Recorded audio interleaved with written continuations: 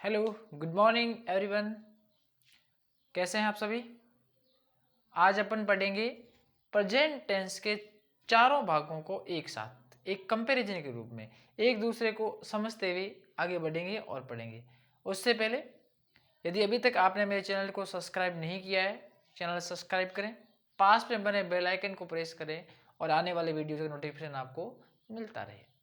कल मैंने बताया था कि अपने इस चैनल पर वो एक माधु सिंह जी नाम के व्यक्ति प्रेजेंट होने वाले हैं, लेकिन उनका कोई एसडीएम की मीटिंग में जाना हुआ तो आज उनका लगभग पोस्टपोन लग रहा है। और वापस उनको समय कब मिलता है तब उसके हिसाब से अपन देखेंगे। और इस आज की क्लास में एक खास बात होने वाली है कि जो आप सभी बच्चों के सामने समस्या रहती है ना कि कौन सी हेल्पिंग वर्ब आएगी सिंगुलर सब्जेक्ट के साथ, कौन सी सहायक क्रिया आएगी प्लूरल सब्जेक्ट के साथ। तो इस वीडियो के अंत में मैं आपको एक बहुत अच्छी ट्रिक बताने वाला हूँ जिसमें आपके सामने ये डाउट कभी नहीं रहेगा कि सिंगुलर में कौन आएगा और प्लूरल में कौन आएगा। बहुत ईजी है, ये जानने के लिए पूरा वीडियो आप देखते रहें, अंत तक मेरे साथ बने रहें, ये ट्रिक आपको आज जानने को मिलेगी। चलिए शुरू करते हैं आज का टॉपिक। प्रेजेंट टेंस का चार्ट पढ़ रहे हैं, चार्ट ऑफ प्रेजेंट टेंस। सबसे पहले इसके अंदर बात करेंगे अपन टेंस का नाम, टेंस का नाम यानी कौन सा टेंस है। उसके बाद इस टेंस की हिंदी पहचान कि हिंदी वाक्यों में कैसे फाइंड आउट करेंगे भी ये प्रेजेंट का कौन सा पार्ट है, हिंदी पहचान। फिर बात करेंगे अपन एडवर्बियल्स की, जिसको अपन बोल सकते हैं अंग्रेजी पहचान, एडवर्बियल्स या इंग्लिश पहचान बोल सकते हैं। फिर बात करेंगे अपन ऑक्सिलरी वर्ब यानी सहायक क्रिया, या अपन इसको हेल्पिंग वर्ब भी बोल सकते हैं, हेल्पिंग वर्ब। फिर बात करेंगे अपन मेन वर्ब की कि इसकी मेन वर्ब क्या होती है। मेन वर्ब मुख्य क्रिया की कौन सी फॉर्म आती है उसकी बात करेंगे। मेन वर्ब मुख्य क्रिया का कौन सा रूप आएगा,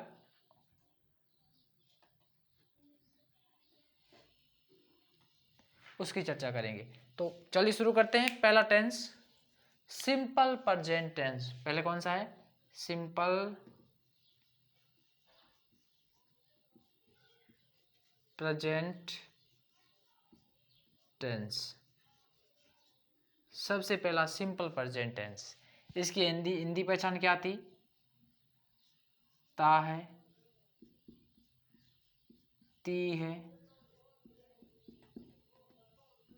ते हैं और ता हूं, ये इसकी हिंदी पहचान थी। इसके एडवर्बियल्स क्या क्या थे, ऑलवेज,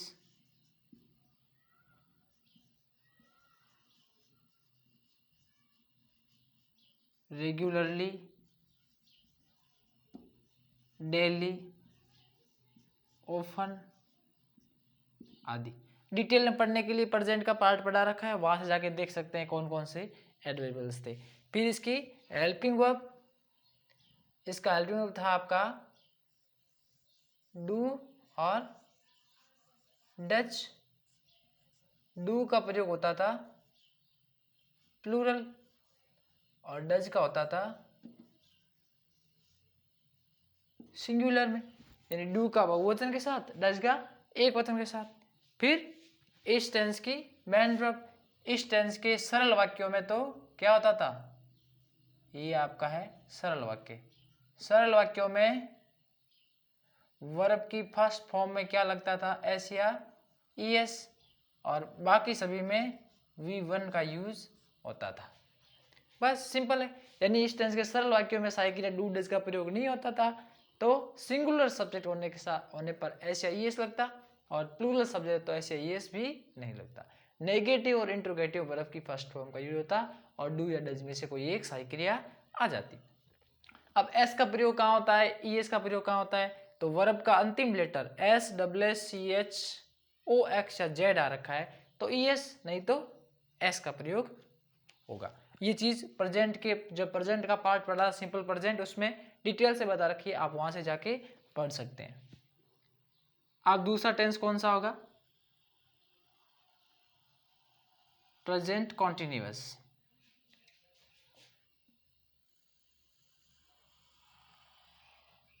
सेकेंड पार्ट चलेगा present continuous tense.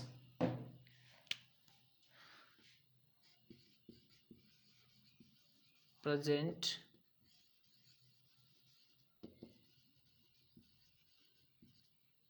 Continuous tense. इसकी हिंदी पहचान क्या थी? हिंदी वाक्यों के लास्ट में रहा है, रही है, रहे हैं और रहा हूं आदि शब्द आते थे हिंदी वाक्यों के लास्ट में। और इसकी इंग्लिश पहचान क्या थी? एक तो था दिस वर्ड, यानी एडवर्बियल्स के रूप में। दिस के साथ में क्या हो सकता था? दिस और these plus day, moment, evening, month, months, years, ये सारे इसमें आते थे। दीज डेज, दीज मोमेंट्स, ये सारे वर्ड प्रेजेंट कॉन्टिन्यूअस के अंदर देखने को मिलते थे। फिर इस टेंस की सहायक क्रिया हेल्पिंग वर्ब बोल सकते हैं, ऑक्सिलरी इज, एम और आर, ये तीन थी। इज का प्रयोग सिंगुलर सब्जेक्ट यानी ई, सी और इट के साथ, और एम का प्रयोग होता है आपके आई के साथ। तो आर में कौन बच गया? वी, यू और दे, ये बच गए प्लूरल सब्जेक्ट आर के साथ। फिर इसके अंदर वर्ब की फर्स्ट फॉर्म में आईएनजी लगता, यानी प्रेजेंट पार्टिसिपल का यूज होता है किसमें? प्रेजेंट कॉन्टिन्यूअस टेंस में। अब बात करेंगे प्रेजेंट परफेक्ट टेंस की।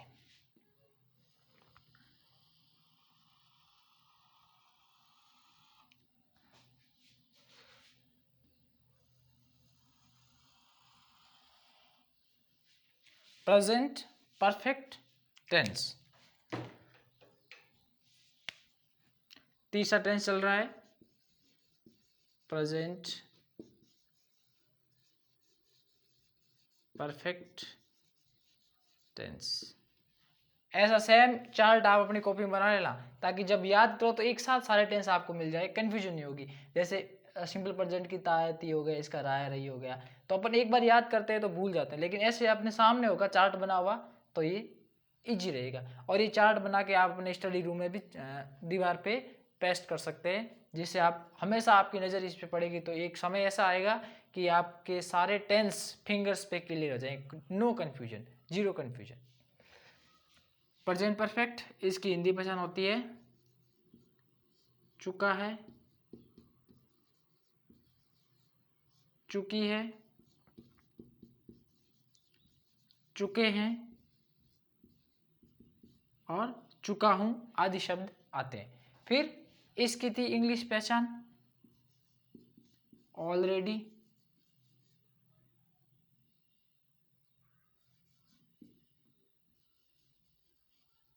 येट,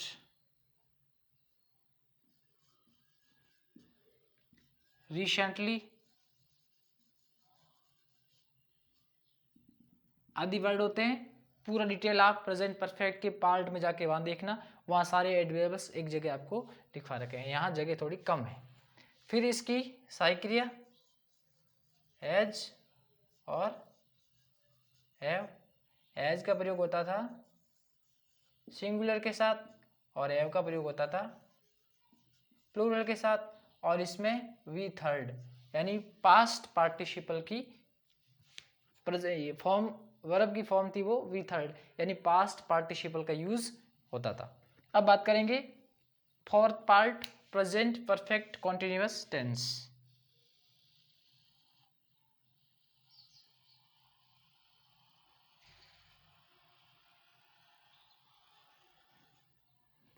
लास्ट है प्रेजेंट का fourth part present perfect continuous tense. Present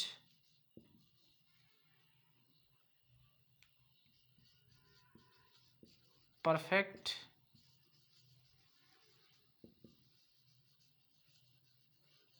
continuous tense. इसकी पहचान वही क्या है, रहा है, रही है, और समय सूचक शब्द के बाद क्या आता है, से वर्ड।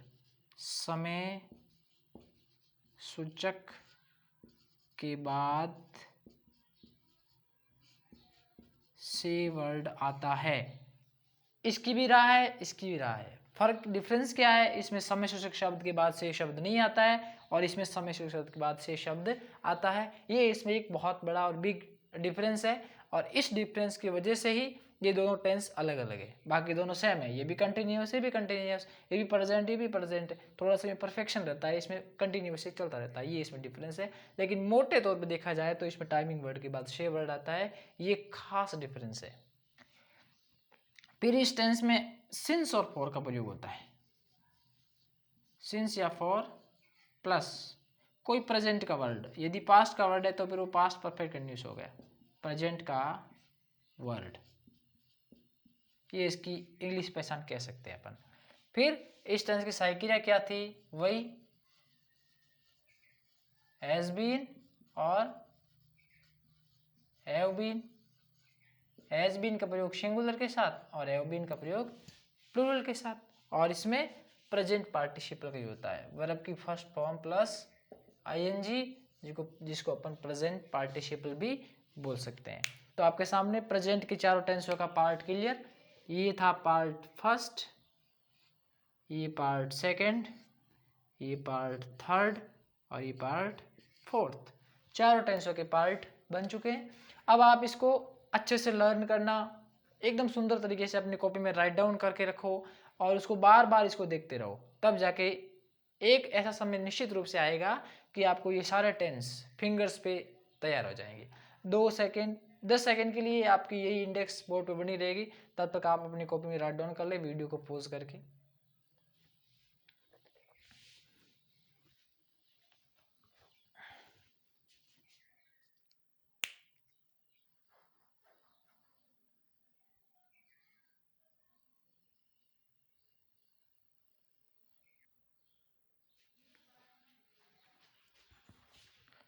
अब करेंगे chart of past tense. Past के चारों पार्ट अपन पढ़ने वाले हैं। सबसे पहले सिंपल पास्ट का, ऑल फर्स्ट सिंपल पास्ट या पास्ट इंडेफिनिट बोल सकते हैं, simple past tense. Simple present की क्या थी हिंदी पहचान, ता है, ती है, इसका ता था।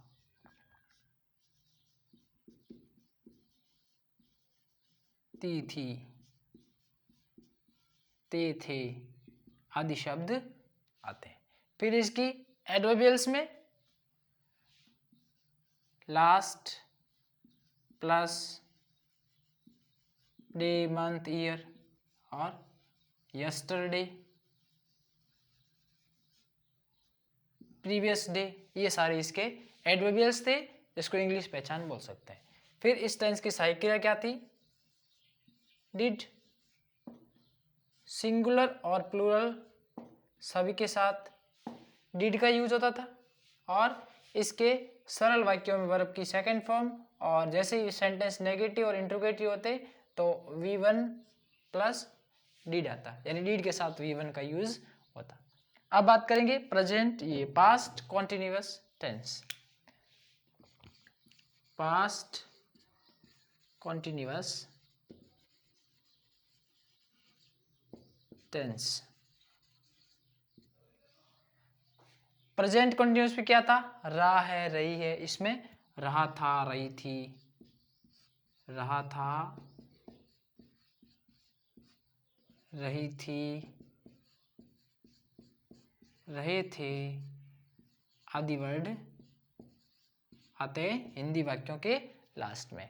फिर इसकी इंग्लिश पहचान, इंग्लिश पहचान में इसमें था व्हेन और while.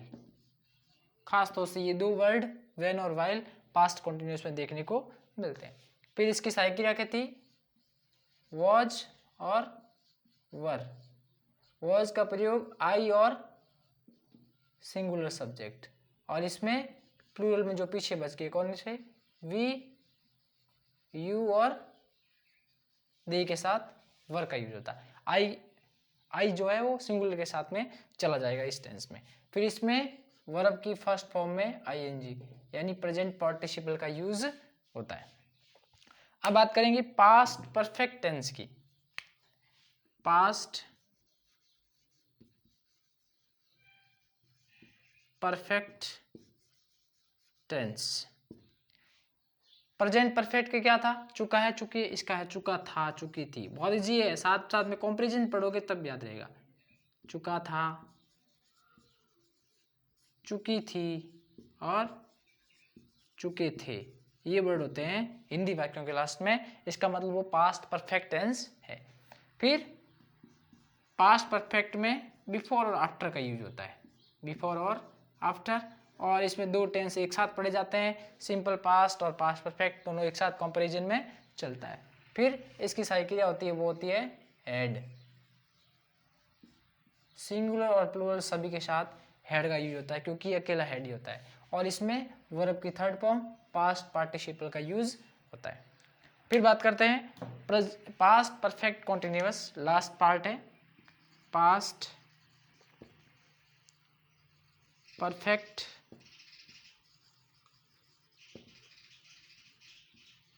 Continuous tense. Past perfect continuous tense की बात करेंगे। इसकी पहचान रहा था, रही थी और टाइमिंग वर्ड के बाद शेष शब्द। रहा था, रहे थे और समय सूचक शब्द के बाद क्या आएगा, शे वर्ड आता है, तो वो पास्ट परफेक्ट कॉन्टिन्यूअस का सेंटेंस है। फिर इसमें इंग्लिश पहचान के रूप में कह सकते हैं सिंस या फॉर प्लस पास्ट टेंस का कोई सिग्नल हो, पास्ट का संकेत, तो फिर वो पास्ट परफेक्ट कंटिन्यूअस होगा। फिर इसकी सही क्रिया क्या होती है, हैड बीन और सिंगुलर और प्लूरल सभी के साथ हैड बीन का यूज होता है क्योंकि ये एक ही है, और इसमें वर्ब की फर्स्ट फॉर्म में क्या लगेगा, आईएनजी, जिसको अपन प्रेजेंट पार्टिसिपल बोल सकते हैं। अब अपन को कॉम्बिनेशन लेके चलना पड़ेगा तब ये टेंस याद रहेगा। जैसे पहला टेंस है, इसमें वर्ब की फर्स्ट फॉर्म और सेकंड फॉर्म यूज, इसमें सेकंड फॉर्म ये फर्स्ट फॉर्म आईएनजी, इसमें भी फर्स्ट फॉर्म में आईएनजी, और परफेक्ट के दोनों यानी प्रेजेंट परफेक्ट हो चाहे पास्ट परफेक्ट हो फिर भी वी थर्ड यूज होता है। प्रेजेंट कंटिन्यूस हो, पास्ट कंटिन्यूस, तो भी verb first form I N G. Present perfect continuous हो या पास्ट परफेक्ट कंटिन्यूस हो तो भी वर्ब की फर्स्ट फॉर्म आईएनजी। सिंस या फॉर इसमें भी होता है, सिंस या फॉर उसमें होता है। ऐसे आप कंपैरिजन करके पढ़ोगे तब याद रहेगा। प्रेजेंट परफेक्ट सिंपल प्रेजेंट में ता है, ती है, सिंपल पास्ट में ता था, ती थी, ऐसे याद करो ताकि आप फिर भूलोगे नहीं। ये कंसेप्ट माइंड में क्लियर हो जाएगा तो फिर भूलने के चांस नहीं रहेंगे। अब अपन बात करते हैं, सिर्फ 10 सेकंड के अंदर आप हमेशा के लिए याद हो जाएगा आपको कि सिंगुलर सब्जेक्ट में कौन सी साइकिल आती है और प्लूरल सब्जेक्ट में कौन सी साइकिल आती है। इस चार्ट को आप एक बार बना लेना कॉपी के अंदर, जैसे प्रेजेंट का बनाया था वैसे ही, और उसके बाद अपन अब पढ़ेंगे कि सिंगुलर सब्जेक्ट में कौन साइकिल आती है, प्लूरल सब्जेक्ट में कौन आती है। ये कन्फ्यूजन अक्सर रहता है, जनरली रहता है, तो वो कन्फ्यूजन आज आपकी हमेशा के लिए दूर हो जाएगा। ये आपको बुक में ऐसा कहीं नहीं मिलेगा, ये बस एक एक्सपीरियंस है। देखो कैसे,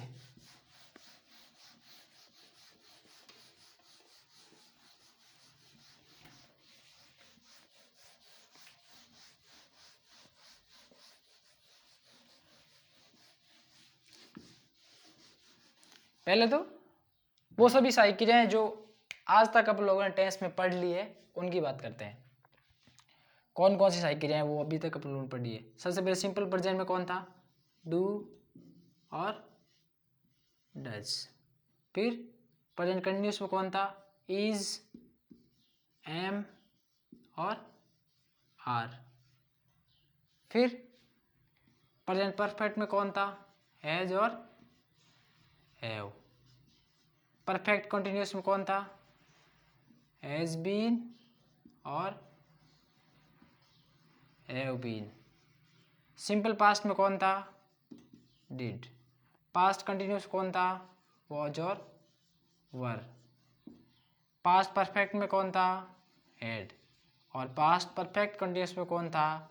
हैड बीन। ये है हेल्पिंग वर्ब्स जो अपन लोगों ने अभी तक 8 टेंसों में पढ़ी। Use of auxiliary verb, use of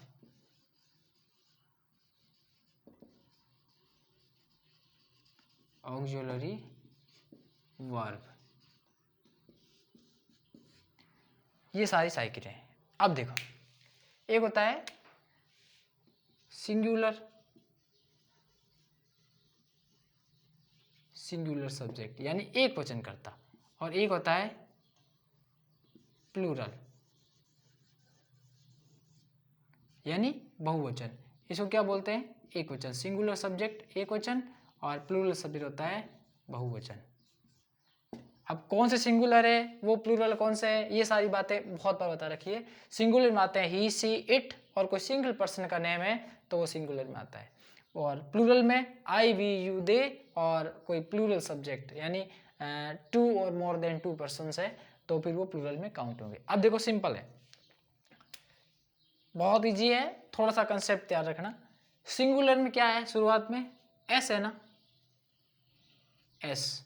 तो ऐसी सभी कोई भी साई क्रिया जिसके लास्ट में एस आ रखा है वो सभी सिंगुलर में आएगी। दोबारा सुनो, इसके स्टार्ट में क्या है? ये एस है ना, तो ऐसी कोई भी साई क्रिया जिसमें एस आ रखा है वो सिंगुलर के साथ जाएगी। जैसे डज सिंगुलर में जाएगा, इज सिंगुलर में जाएगा, हैज सिंगुलर में, हैज बीन सिंगुलर में, वॉज सिंगुलर, है ना। बहुत इजी। इसमें भी एस आ रखा है तो एस वाली सभी साइकिलें सिंगुलर में। जैसे सबसे पहले कौन? Does, is, has, was, has been, ये सारी आएगी सिंगुलर में। फिर पीछे कौन बच गई जो प्लूरल में जाएगी? डू, फिर आर, फिर हैव, फिर हैव बीन। ये बच गई जो जाए किस में? सिंगुलर में, क्योंकि इनके लास्ट में, अंत में, बीच में कहीं भी एस नहीं है। एस वाली सारी किस में आ जाएगी? एस का मतलब सिंगुलर में जाएगी, और जिसके बीच में एस नहीं है वो जाएगी प्लूरल में। अब पीछे कौन कौन बच गई?